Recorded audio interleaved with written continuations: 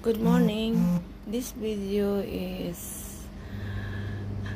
the present of me from Philippines. Ito yung mga hadiah ko, mga regalo ko, mga pasalubong na binigay sa akin ng kaibigan ko na galing Pinas. Ito ay, ano bang tawag dito dyan sa atin? Limutan ko na. Ito mga durian candies.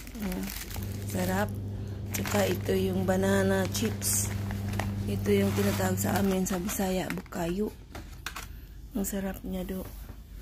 Kagabi, hinatid niya talaga ito dito sa bahay. Saka isang polo shirt, kaso lang maliit sa akin. Siya po ay nagtatrabaho sa Bahrain Exchange. Padalhan ng pera. Ang asawa po niya ay isang Bangladesh. Siya ay si Mildred, taga Jinsan, may dalawa siyang anak. Kaya, laking tuwa ko kasi matagal na ako na nakatikim nito. Ano bang tawag nito? Nakalimutan ko. Marami ito kagabi, kaso lang kinain ko na. Hindi ko na i-video kagabi. Kaya, pasalamat ako at least naalala niya ako. Sa kadaming friend niya, hinatid pa talaga niya dito sa bahay. Kaya, I'm appreciated. Ganun talaga, pag friend mo yun, kung totoo mong friend, hindi mo talaga kalimutan kahit saan ka magpunta. Pero pag ibang friend, if you have a problem, they run away from you. Saka kung mayroon silang mga achievements sa buhay nila, they never shared it unto you. Saka, yung ibang friend, mabait lang, gusto nilang kunin lahat ang